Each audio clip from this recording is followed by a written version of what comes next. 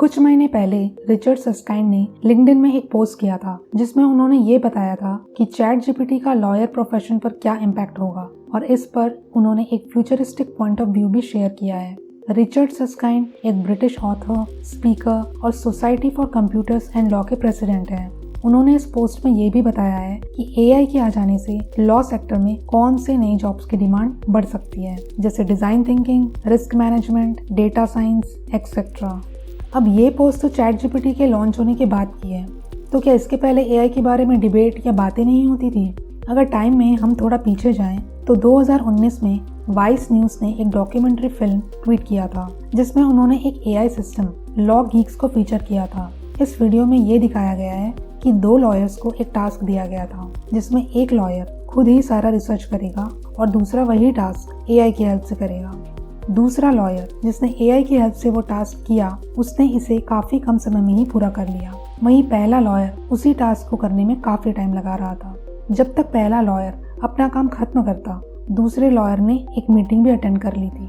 तो ये डॉक्यूमेंट्री यही बताने की कोशिश करता है कि एआई लॉयर्स को और ज्यादा एफिशिएंट बना देंगे। लेकिन क्या ये लॉयर प्रोफेशन को पूरी तरीके से रिप्लेस कर पाएगा? जब एआई नया नया आया था तो इस बारे में बहुत बातें हो रही थी कि फ्यूचर में ऐसे कौन सी जॉब्स हैं जो एआई रिप्लेस कर देगा। लोगों का कहीं ना कहीं मानना था कि लीगल फील्ड में एआई कभी भी इतना आगे नहीं निकल पाएगा। लेकिन पिछले कुछ सालों में एआई डेवलपमेंट में जो बूम आया है, उससे लीगल वर्क में भी टेक्नोलॉजी रेवोल्यूशन आया है। आज एआई कॉम्प्लिकेटेड लीगल इश्यूज को एनालाइज कर सकता है। कुछ ही सेकंड में किसी पीस ऑफ टेक्स्ट को रिव्यू भी कर सकता है, उसमें एरर बता सकता है और डिफिकल्ट लीगल कंसेप्ट्स को सिंपल भाषा में ट्रांसलेट भी कर सकता है, वो भी बिना मिस्टेक्स या माइनर मिस्टेक्स के साथ। आपने ये न्यूज़ तो सुना ही होगा कि चैट जीपीटी के लेटेस्ट वर्जन ने यूएस से बार एग्जाम भी पास कर लिया है। जिनको ये नहीं पता कि ये बार एग्जाम क्या होता है, तो ये यूएसए में होने वाला वो एग्जाम है जो ऐसे लोग देते हैं जो लॉयर बनना चाहते हैं। अमेरिका के लगभग हर स्टेट में ये एग्जाम कंडक्ट किया जाता है। इसमें अलग अलग लीगल सब्जेक्ट्स के क्वेश्चंस होते हैं। ये एग्जाम 4 से 5 दिनों तक चलती है। अगर कोई पर्सन ये बार एग्जाम पास कर लेता है तो वो उस स्टेट में लॉ प्रैक्टिस कर सकता है जिस स्टेट से उसने ये एग्जाम पास किया है। तो क्या अब ये मान लिया जाए कि लॉयर्स की जॉब जाने वाली है? क्या वकीलों की जगह अब रोबोट केस लड़ेंगे? क्या आर्टिफिशियल इंटेलिजेंस लीगल प्रोफेशंस को यूजलेस बना देगा? क्या एआई के आ जाने से लॉ इंडस्ट्री में मास लेवल पर अनएम्प्लॉयमेंट आ जाएगा? एक्सपर्ट का तो ये भी मानना है कि एआई रेवोल्यूशन से लॉ इंडस्ट्री सबसे ज्यादा खतरे में है, और जब लोगों को ये पता चलेगा कि मशीन अब बहुत सारा काम कर सकती है जो लॉयर्स करते थे, तो उनकी वैल्यू भी डिग्रेड हो जाएगी। 2016-17 में जेपी मॉर्गन ने अपने खुद के आर्टिफिशियल इंटेलिजेंस क्वाइन के बारे में बताया था और 2019 में इसे ऑफिशियली लॉन्च भी किया था। जिन कामों को करने में लीगल एडवाइजर्स और एडवांस्ड ऑफिशियल्स को एक साल में 3,60,000 घंटे लगते हैं, उसे ये एआई सॉफ्टवेयर कुछ ही सेकंड्स में कर देता है। ऐसे एआई सॉफ्टवेयर प्रोग्राम के आ जाने से एक फायदा तो है कि लॉयर्स अब ज्यादा स्ट्रैटेजिक वर्क कर पाएंगे, जहां पर उन्हें इमोशनल इंटेलिजेंस और प्रॉब्लम सॉल्विंग स्किल्स की जरूरत होगी, जो अभी के सिनेरियो में एक मशीन नहीं कर सकता है। और लॉ में ऐसे बहुत सारे ग्रे एरियाज होते हैं जहां पर ये बताना मुश्किल होता है कि सही क्या है और गलत क्या है। ऐसे ग्रे एरियाज में एक एआई को स्ट्रगल करना पड़ सकता है। वैसे भी एआई पर पूरा भरोसा नहीं किया जा सकता है। चैट जीपीटी और ऐसे ही दूसरे एआई टूल्स डेटा स्टोर करके रखते हैं और ये उसी डेटा को दूसरे कॉन्टेक्स्ट में यूज भी तो कर सकते हैं। इन सब से ये पता चलता है कि लॉयर्स की जॉब कभी भी पूरी तरह से खत्म नहीं होने वाली है। हाँ, उनका एडमिनिस्ट्रेटिव वर्क कुछ हद तक कम हो जाएगा और लॉ फर्म में क्लर्क की जरूरत बहुत कम हो जाएगी। चलो इसे एक एग्जाम्पल से समझते हैं। 1940 में जब ऑटो पायलट टेक्नोलॉजी अपने राइज पर था, तो पायलट्स को ये डर था कि उनकी नौकरी चली जाएगी। लेकिन आज 80 साल बाद भी ऐसा नहीं हुआ है। आज भी पायलट्स ही एयरप्लेन ऑपरेट कर रहे हैं। वहीं ये ऑटो पायलट उनकी काफी मदद करते हैं। वकीलों के साथ भी शायद ऐसा ही होगा। टास्क जिनको ऑटोमेट किया जा सकता है, वो सभी काम एआई की हेल्प से पूरे किए जाएंगे। वहीं जहाँ डिसीजन मेकिंग और रिस्पॉन्सिबिलिटी की बात होगी, वहाँ अभी भी एक ह्यूमन लॉयर की जरूरत होगी।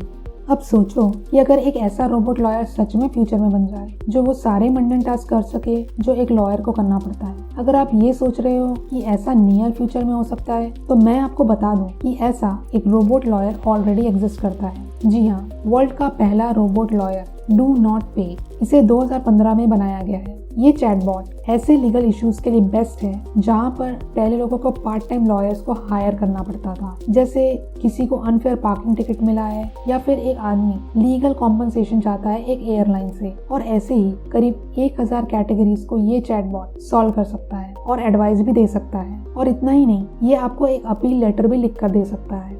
अब आप ये सोच रहे होंगे कि चलो ये सिर्फ एडमिनिस्ट्रेटिव टास्क तक ही सीमित रहेगा, लेकिन आप ये जानकर शॉक हो जाएंगे कि ये बॉट कोर्ट में अपने क्लाइंट को प्रेजेंट भी कर सकता है।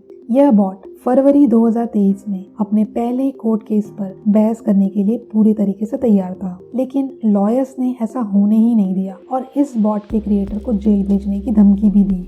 कंपनी ने हाल ही में ये भी कहा है कि 2023 तक डू नॉट पे का यूज 2,50,000 मामलों में किया जा चुका है और उनमें से 1,60,000 में उसे जीत भी मिली है, यानी कि इसका सक्सेस रेट 64% का है। हालांकि फाउंडर और कंपनी पर क्लास एक्शन लॉ सूट में मुकदमा दायर किया गया है। अब सवाल ये उठता है कि आखिर हम कब तक ऐसे इनोवेशंस को रोक पाएंगे। एक टाइम ऐसा आएगा जब एआई आपकी जॉब ले लेगा, आपके क्लाइंट्स ले लेगा और आपके पास कुछ नहीं बचेगा। लेकिन ये तभी होगा जब आप एक स्किल्ड लॉयर नहीं होंगे।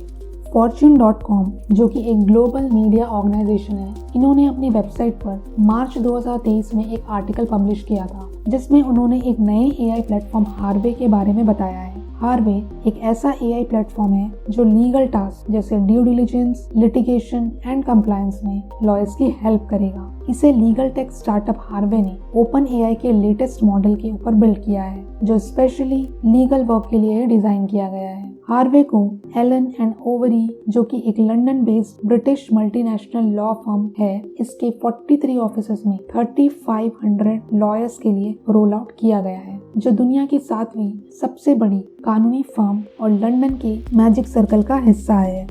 इस बात पर तो अब हमें विश्वास करना ही होगा कि लॉ, टेक्नोलॉजी और आर्टिफिशियल इंटेलिजेंस को अलग नहीं किया जा सकता है। आगे हम बात करेंगे ऐसे एआई पावर्ड लीगल टूल्स के बेनिफिट्स के बारे में जो लॉयर्स को स्किल्ड और टेक्निकली साउंड बना देंगे। Faster legal research. AI powered legal tools एक लार्ज डेटाबेस से किसी भी इंफॉर्मेशन को सर्च और उसे फाइंड करने में बहुत कम समय लेते हैं, जो एक मैनुअल वर्क में काफ़ी ज़्यादा टाइम लेता है। ऐसे में ये टूल्स लॉयर्स का बहुत सारा टाइम बचा सकते हैं। Accurate document analysis. AI tool document, contracts और लीगल टेक्स्ट को ह्यूमन से कहीं ज़्यादा एक्यूरेटली एनालाइज कर सकते हैं और इन टूल्स की हेल्प से क्रिटिकल डिटेल्स के मिस होने के चांसेस थोड़े कम हो जाते हैं। Enhanced case prediction. AI algorithms past cases को बहुत अच्छे से एनालाइज कर सकते हैं, जिससे लॉयर्स को केस के बारे में एक बेटर आउटकम प्रेडिक्ट करने में हेल्प होगा। Cost effective solutions. Repetitive task को ऑटोमेट करने से मैनुअल लेबर की ज़रूरत कम हो जाएगी, जिससे लॉ फर्म और क्लाइंट्स का काफ़ी पैसा बचेगा। 24/7 एक्सेसिबिलिटी। क्योंकि ये एआई टूल्स 24 घंटे अवेलेबल होते हैं, तो एक लॉयर अपने रिक्वायरमेंट के अकॉर्डिंग कभी भी एआई टूल्स की हेल्प से किसी भी इंफॉर्मेशन को एक्सेस कर सकता है। ये तो बात हो गई एआई टूल्स के बेनिफिट्स के बारे में। आइए अब जानते हैं कि ऐसे कौन से चैलेंजेस हैं जो लॉयर्स को एआई के आने से फेस करनी पड़ेगी। Ethical concerns. AI data privacy, transparency और लीगल डिसीजन लेने में ह्यूमन जजमेंट और एम्पैथी की कमी जैसे एथिकल क्वेश्चंस को रेज करता है। Legal liability. एआई के यूज से वकील को कानूनी जिम्मेदारी के मुद्दों से डील करना पड़ सकता है, खासकर जब एआई सिस्टम गलतियां करते हैं या गलत रिजल्ट देते हैं, जिससे कानूनी माल प्रैक्टिस का मामला बन सकता है। Training and adoption. एआई को लीगल वर्क फ्लो में इंटीग्रेट करने के लिए लॉयर्स को स्पेशलाइज्ड ट्रेनिंग की ज़रूरत होगी और कुछ वकील नई टेक्नोलॉजी को अपनाने में हेसिटेंट हो सकते हैं, जिससे इसका वाइड स्प्रेड इम्प्लीमेंटेशन रोका भी जा सकता है। Job displacement. एआई के ऑटोमेशन से कुछ लीगल टास्क के लिए जॉब डिस्प्लेसमेंट्स होने की संभावना है, जो वकीलों और लीगल प्रोफेशंस की नौकरी पर असर डाल सकता है। तो एआई का फ्यूचर क्या है और क्या ये लीगल इंडस्ट्री के लिए अपॉर्चुनिटी है या थ्रेट है, और क्या एआई कभी भी ह्यूमन लॉयर्स को रिप्लेस करेगा? इसका सिंपल आंसर है नो। अगर आप एक लॉ स्टूडेंट हैं या एक प्रैक्टिसिंग लॉयर हैं, तो आपको एआई से डरने की बिल्कुल भी ज़रूरत नहीं है। रिपोर्ट्स कहते हैं कि एआई ऑटोमेशन से जॉब रिप्लेसमेंट तो होगा, लेकिन मार्केट में 12 मिलियन नई जॉब वैकेंसीज आने की उम्मीद की जा रही है। AI हमारा दुश्मन नहीं है। हमें इस नई टेक्नोलॉजी के बारे में जानना और समझना होगा और इसे अपने प्रैक्टिस और स्टडी में इनकॉर्पोरेट करने के तरीके ढूंढने होंगे।